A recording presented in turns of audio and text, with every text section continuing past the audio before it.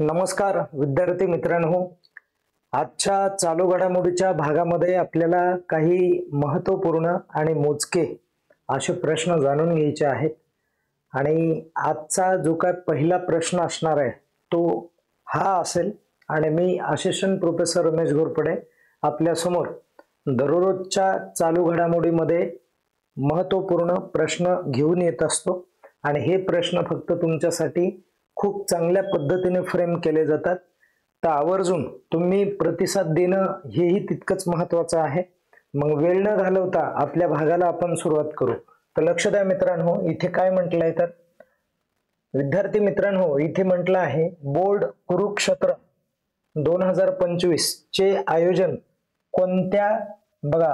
कोणत्या भारतीय शहरामध्ये झालं आहे हे तुम्हाला सांगायचं आहे। पण अगोदर मला एक कॉन्सेप्ट क्लिअर पाहिजे की बोल्ड कुरुक्षेत्र हा काय प्रकार आहे हे मला माहिती पाहिजे। तर बोल्ड कुरुक्षेत्र हे काय आहे मित्रांनो, तर बोल्ड कुरुक्षेत्र भारत आणि सिंगापूर या दोन राष्ट्रांमध्ये असलेला तो एक लष्करी सराव आहे। कोणता सराव आहे तो? लष्करी सराव आहे, हे लक्षात राहू द्या। आलं लक्षात? लष्करी सराव। आणि या लष्करी सरावाला काय नाव आहे? तर लष्करी सरावाला नाव आहे कुरुक्षेत्र असं नाव आहे। ओके, हा जो सराव आहे हा भारत आणि सिंगापूर मध्ये होतो। भारत आणि सिंगापूर या दोन राष्ट्रांमध्ये होतो। आणि आपण हा जो सराव आहे हा सराव कोणत्या वर्षापासून करत आलेलो आहोत? तर 2009 पासून करत आलेलो आहोत मित्रांनो।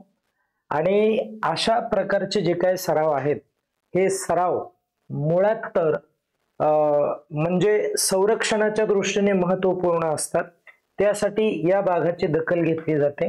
आणि त्यानंतर आता बोल्ड कुरुक्षेत्र हा जो सराव आहे हा सराव करण्यासाठी कोणतं शहर निवडण्यात आलेलं आहे भारतामधलं, असा तो प्रश्न आहे। तर मित्रांनो, भारतामधलं राजस्थान मधील एक शहर निवडण्यात आलंय, ज्या शहराचं नाव आहे जोधपूर म्हणून नाव आहे, लक्षात राहू द्या। ओके, आता त्यानंतर आपण थोडस पुढे जाऊयात। तर मला तुम्ही कमेंट मध्ये सांगायचं जयपूर हे जे शहर आहे का, हे शहर कोणत्या नावाने ओळखलं जातं, त्याला विशेषण काय आहे? आणि पुणे ही कशाची राजधानी ते सांगा, म्हणजे कशा प्रकारची राजधानी। ओके, आणि अमृतसर हे कोणत्या राज्यामधलं शहर आहे ते मला सांगा। आणि तिथला कोणता धार्मिक किंवा कोणतं धार्मिक ठिकाण हे प्रसिद्ध आहे ते मला तुम्ही कमेंट करून सांगा। ओके, लक्षात आलं? या सर्व ज्या काही बाबी आहेत त्या व्यवस्थित कमेंट करा। मग आपण इथे बघूयात पुढचा प्रश्न काय असणार आहे। तर बघा मित्रांनो, नंतरचा प्रश्न नेवा सेवा सेंटर म्हणून आहे।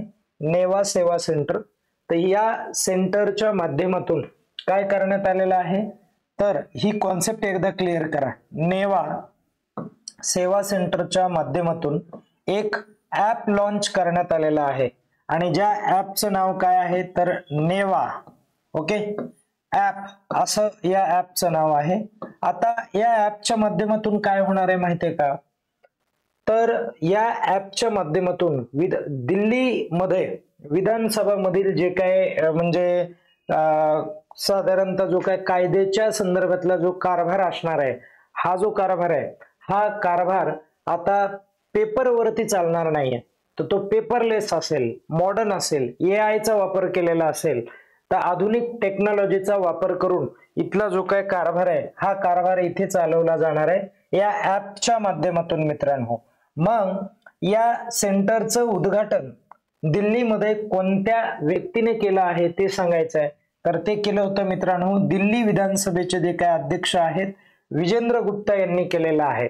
आता एक लक्षात ठेवायचं की या विधानसभेमध्ये किंवा दिल्लीमध्ये की हे जे ऍप आहे हे ऍप कसं हाताळायला पाहिजे, कसं चालवायला पाहिजे, याचं जे काय प्रशिक्षण आहे हे प्रशिक्षण त्या ठिकाणी देण्यात आलेलं होतं। ओके, आता त्यानंतरचा प्रश्न बघा, भारतातील पहिली हायड्रोजन ट्रेन ही जी आहे, हायड्रोजन म्हणायला हे कायम लक्षात राहू द्या।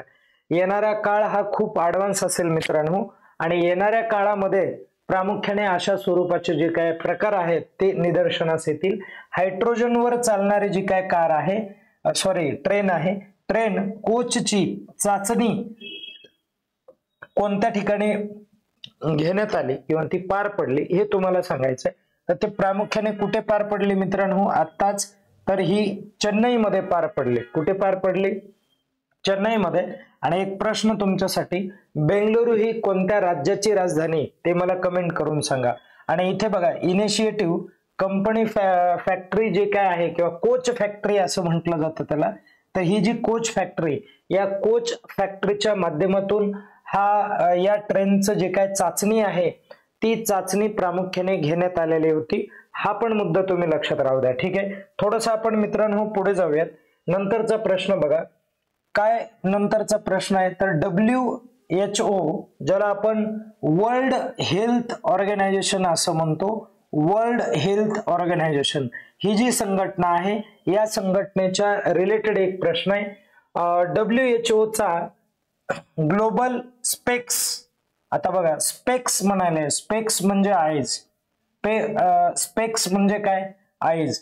2023 इनिशिएटिव्ह म्हणाले, 2030 इनिशिएटिव्ह मुख्यतः कोणत्या आरोग्याच्या समस्येशी संबंधित आहे असा तो प्रश्न आहे. तर हा जो इनिशिएटिव्ह आहे त्या इनिशिएटिव्हचं नाव आहे ग्लोबल स्पेक्स 2030 इनिशिएटिव्ह. आणि हा इनिशिएटिव्ह कोणत्या रोगाच्या संदर्भात किंवा आपण म्हणू कोणत्या अवयवाच्या संदर्भात आहे ते सांगायचं. तर सर्वांच्या लक्षात आला असेल तो कशाच्या संदर्भात आहे? दृष्टी दोष या भागाच्या संदर्भातला आहे. आणि मित्रांनो या गोष्टी खूप महत्वाच्या असतात. आता WHO काय करतं हा फंडा तुम्हाला माहिती पाहिजे. तर WHO ही जगामधली अशी एकमेव संघटना आहे जिला बघा ना काय म्हटलंय की वर्ल्ड हेल्थ म्हणायला आहे. हेल्थ, जी संघटना हेल्थच्या संदर्भामधील महत्वाचे कामं करेल, हेल्थच्या रिलेटेड सगळ्या गोष्टी चांगल्या करेल, जगामध्ये पाऊल उचलेल, कसल्याही प्रकारची रोगराई वगैरे आली तर त्या संदर्भामध्ये प्रयत्न करण्याचं जे काही काम आहे या संघटनेचं आहे.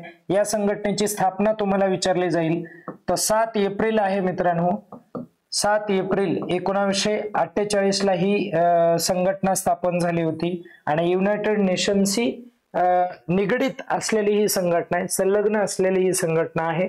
आणि या संघटनेचं जे काय मुख्यालय आहे, मुख्यालय म्हणजे हेडक्वार्टर जे आहे, हे हेडक्वार्टर तुम्हाला जिनिव्हा या ठिकाणी बघायला मिळेल. जिनिव्हा कुठे बघायला मिळेल?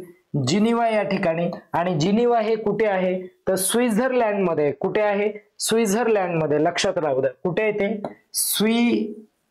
स्वित्झर्लंड मध्ये, स्वित्झर्लंड मध्ये आहे. आणि स्वित्झर्लंड ऍज अ कंट्री आलं लक्षात. आणि त्या कंट्रीमध्ये जिनिव्हा या ठिकाणी हे मुख्यालय आहे.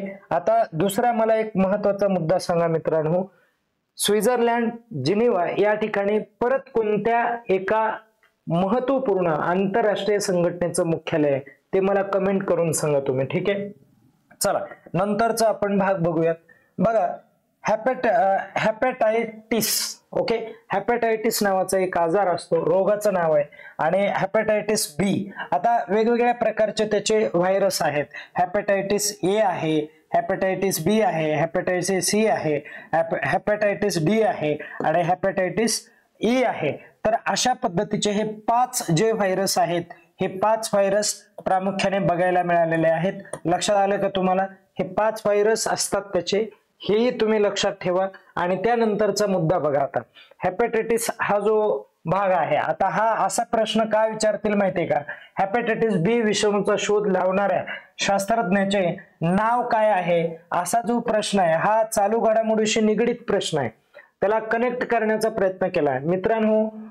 जो हेपॅटायटिस दिवस असतो तो 25 जुलैला साजरा केला जातो. कधी साजरा केला जातो? 25 जुलैला साजरा केला जातो. आणि या रोगाच्या संदर्भात काम करणारे शास्त्रज्ञ डॉक्टर बारुच ब्लूमबर्ग हे आहेत, म्हणून असा हा प्रश्न तयार होतो. आता त्यानंतर बघा, तर संसद रत्न पुरस्कार हा जो आहे हा महत्वाचा पुरस्कार आहे. संसद रत्न पुरस्कार कोणत्या संस्थेच्या माध्यमातून दिला जातो असं म्हटलंय. आत्ताच काय केलंय की संसद रत्न पुरस्कार दिला गेला आहे. तर किती लोकांना दिलाय, किती खासदारांना दिलाय, तर 17 खासदारांना दिला आहे. हे कायम लक्षात राहू द्या. आता लक्षात ठेवा की संसद रत्न हा पुरस्कार का द्यायचा, त्याचं कारण काय आहे. तर त्याचं एकमेव कारण असं आहे की संसद रत्न हा पुरस्कार मित्रांनो ज्यावेळेस आपण ज्यावेळेस दिला जातो त्यावेळेस एक महत्वाचा मुद्दा विचारात घ्यावा लागतो आपल्याला की हा जो पुरस्कार आहे हा त्याच व्यक्तीला मिळेल ज्या व्यक्तीने संसदेमध्ये व्यवस्थित कामकाजामध्ये हजेरी लावलेली आहे, जास्त गॅप पडलेला नाहीये आणि त्यानंतर संसदेमधलं जे काही काम आहे ते खूप चांगल्या पद्धतीने केलंय, कामगिरी खूप जबरदस्त आहे, अशा खासदाराला संसद रत्न हा पुरस्कार दिला जाणार आहे. आणि हा पुरस्कार प्रामुख्याने कुणाकडून दिला बघा, कोणत्या संस्थेमार्फत दिला जातो तर प्राईम